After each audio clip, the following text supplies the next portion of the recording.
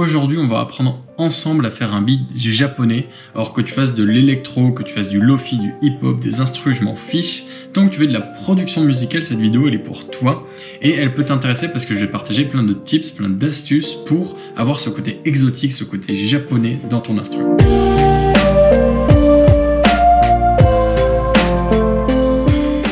Salut, c'est Augustin de Off This School et cette vidéo, pour te prévenir, c'est la suite d'une autre vidéo que j'ai faite, donc comment faire une mélodie japonaise. Alors pour te raconter vite fait pourquoi cette vidéo est en deux parties, c'est parce que, en gros, cette instru, je l'ai faite en 4 heures, en une journée, et j'ai passé 2 heures sur ce piano, donc il fallait que je fasse une vidéo un peu plus en détail sur la composition, mais t'inquiète pas, je vais quand même te raconter dans les grandes lignes ce qui est important. Normalement, tu as déjà entendu le son dans l'intro, donc c'était le son de la partie la plus importante, du refrain. Et c'est cette partie-là que je vais prendre en jaune. Et tu peux voir que c'est une toute petite partie de la musique, donc qu'est-ce que c'est que le reste? Donc dans cette vidéo, on va aller du plus large au plus petit. Je vais parler en composition, donc tout d'abord au niveau de l'arrangement, donc comment la musique est structurée, les parties. Ensuite, on va voir l'orchestration. Donc quel instrument j'ai pris pour quelle mélodie, et on ira plus en détail ensuite dans la composition, donc concrètement les notes que j'ai choisies. Alors au niveau de l'arrangement, tu as entendu cette partie dans l'intro, et c'est la partie principale, donc on va retrouver le piano, les basses, la flûte et le beat en entier.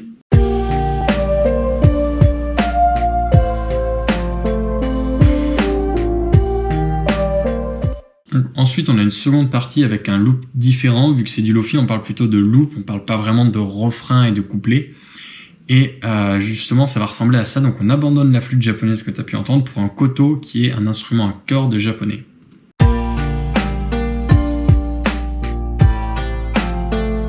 Alors évidemment, comme c'est du lofi, c'est des loops qui vont se répéter. Tu peux voir que cette partie-là, elle se répète exactement de la même manière ici. Donc les parties qui sont différentes, c'est qu'ici on a un petit break où je vais enlever les beats et où je vais faire des petits changements à la mélodie ou aux accords pour faire un peu une cassure, c'est le but du break. Et bien évidemment, on a l'intro et l'outro. Alors s'il y a quelque chose à noter, c'est que, bon, intro, lofi assez classique, donc on va mettre des vocales et des bruits de pluie. Alors évidemment, si je vais dessus, tu peux voir qu'on va couper les fréquences à peu près 400 pour les basses et 4000 en haut pour donner cet effet radio, cet effet old school qui va très bien en lofi.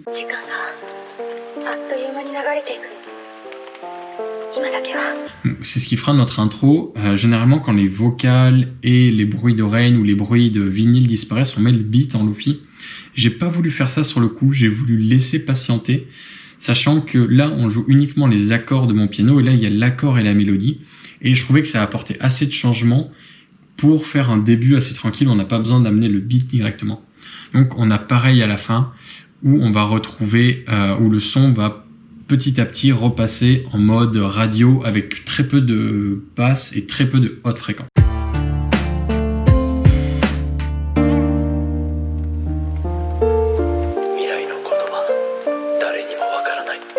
Donc cette fois-ci, on laisse la mélodie et le but, c'est de faire une intro qui est progressive et qui garde ce côté lofi, ce côté old school. Alors ça va être à peu près tout pour l'arrangement. Comme c'est une musique lofi, c'est une musique qui va être faite avec des loops, un peu en beatmaking. Ça va pas être pareil que quelque chose qui va être refrain couplet comme du rock ou de l'électro, une musique pop quoi. Et on va pouvoir rentrer dans l'orchestration et la composition. Donc au niveau de l'orchestration, on va commencer avec le piano. Donc le piano auquel j'ai pris 2 heures à faire et qui ressemble à ça. Alors, je te rassure, il ressemblait pas à ça au début. Au début, il ressemblait à ça ici. J'avais fait que la mélodie que tu peux voir au-dessus. Et je trouvais que cette mélodie sonnait bien, qu'elle sonnait très japonaise. Et j'avais envie de construire quelque chose, une musique à partir de ça.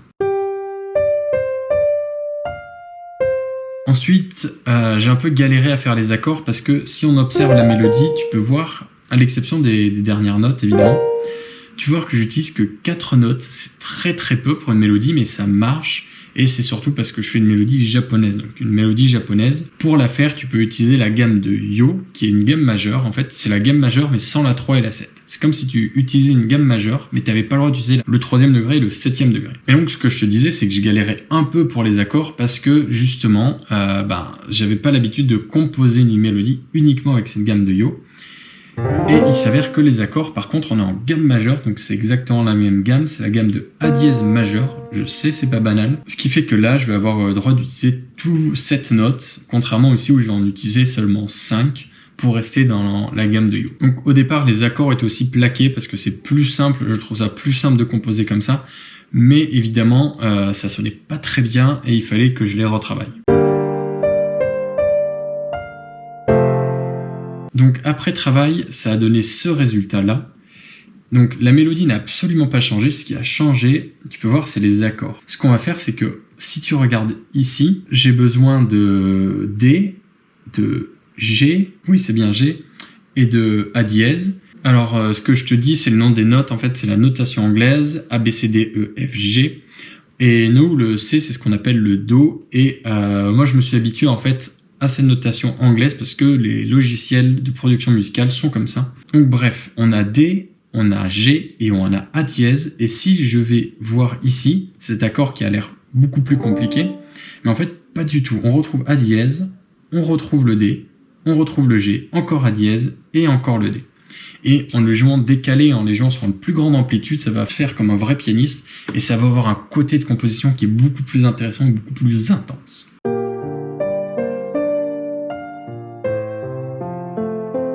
Alors bien évidemment, ne te limite pas, il peut y avoir des notes intermédiaires, des notes de liaison.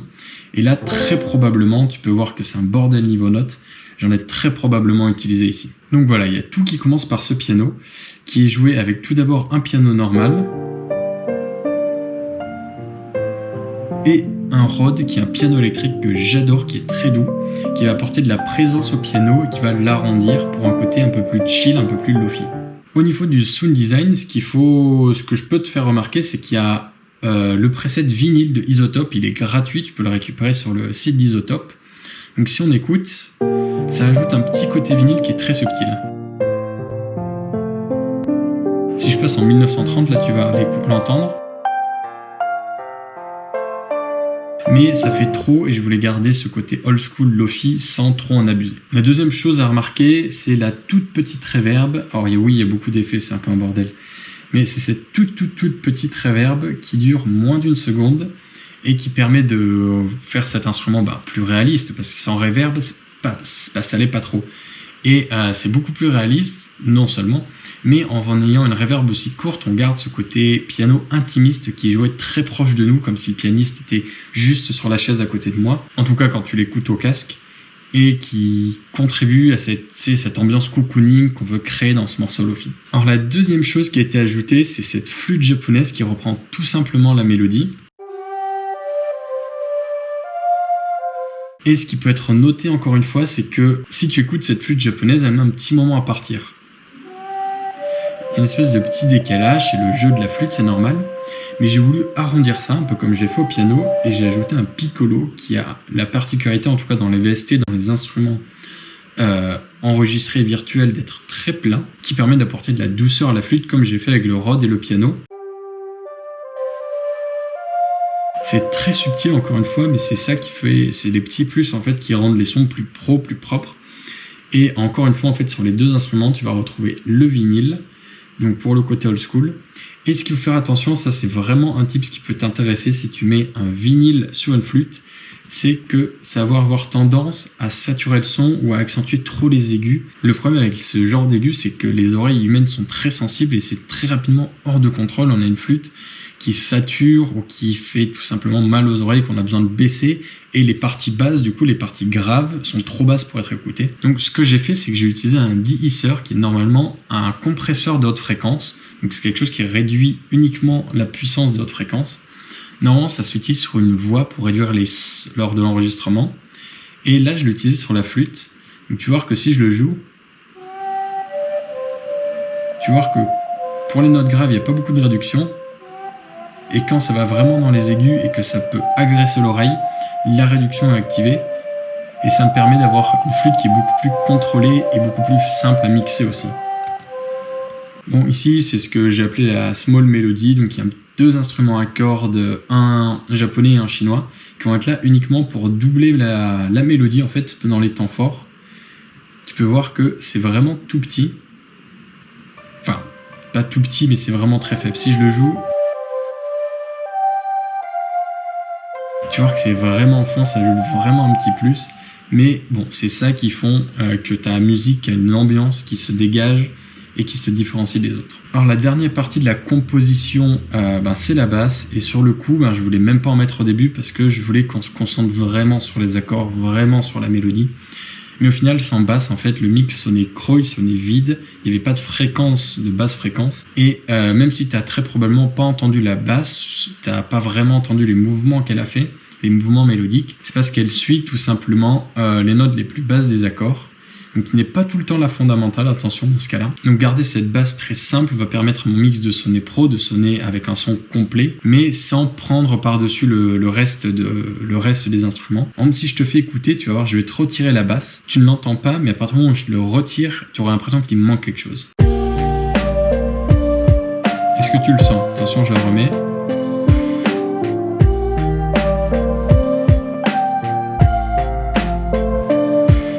Je pense que tu l'as entendu. Une fois que tu as ajouté la basse, une fois que tu t'es habitué à la basse, tu ne peux pas l'enlever et il fallait que je la rajoute pour que ce mix soit propre. Ah si, avant de passer au beat, ce qui est intéressant de noter aussi, c'est que dans la deuxième partie, j'utilise un koto.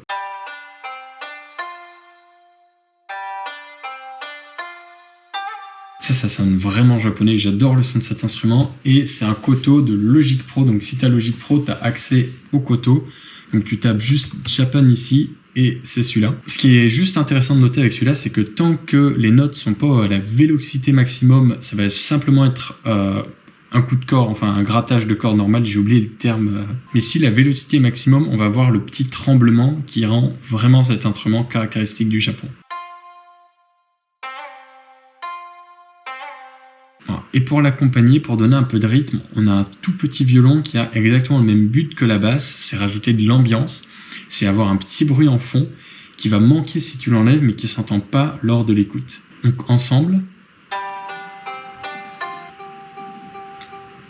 Alors oui, c'est un arpège, normalement j'aime pas les arpèges parce qu'on n'a pas beaucoup de travail dessus, enfin les arpèges tout faits, mais sur le coup, juste le jouer très tranquillement, je trouvais que ça rajoutait juste le rythme qu'il fallait. Donc dans le mix complet, tu vas voir que quand je l'enlève, ça va manquer de rythme d'un coup.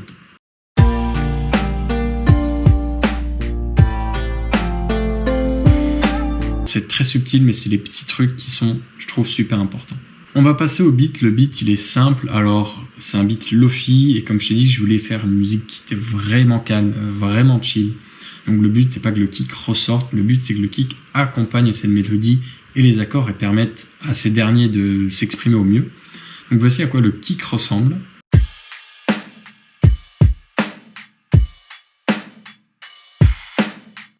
J'ai pas grand chose à noter dessus, c'est un kick qui est très classique. La seule chose à limite à noter, c'est la ride, si je me concentre dessus, les hit-hats, pardon, qui sont vraiment très basses, les fréquences sont basses. On peut le regarder ici, tu peux voir que les fréquences, elles sont surtout entre 2000 et 6000. C'est plutôt, mais on retrouve très peu de fréquences à 8000, 10000, 20000. Et moi, je trouve que ça va très bien avec du lofi, où généralement les hautes fréquences vont être très maîtrisées et pas le plus présent au monde.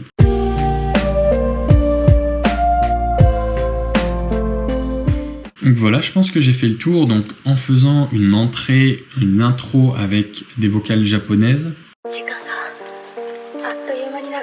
en utilisant la gamme japonaise justement, au moins pour la mélodie, pas forcément pour les accords, pour avoir ce côté japonais mais moderne. Et ensuite en choisissant les bons instruments, donc les flûtes japonaises ou les kotos, on arrive à une instru lofi qui est vraiment chill, dont moi je suis plutôt fier, vraiment au niveau, surtout la composition du piano, la mélodie et tout ce qui en a découlé. J'aimerais bien avoir ton avis dans les commentaires, et qui va sonner japonais du coup grâce à l'utilisation de la gamme de Yo, des instruments et des petits FX qu'on va rajouter comme ce violon japonais ou la voix. Bon voilà, ça sera tout pour cette vidéo, j'espère qu'elle a été claire. Si ça l'est pas entièrement, n'hésite pas à le mettre dans les commentaires. Si tu as un peu du mal avec la mélodie, la composition, tu as la première vidéo qui va plus en détail sur la composition de mélodies japonaises modernes, ou aussi tu as mon atelier qui est le premier lien dans la description, qui va t'apprendre les bases de la composition et comment composer ta musique en 1 heure avec des vraies méthodes. Donc ce qui est parfait si tu es un parfait débutant dans la production musicale. Si jamais c'est gratuit, ça coûte rien, tu peux aller regarder. Et voilà, moi je te dis à la prochaine, j'espère que cette vidéo t'a plu. Et voilà, pire fin de vidéo du monde. Salut. Oh, pire salut hein.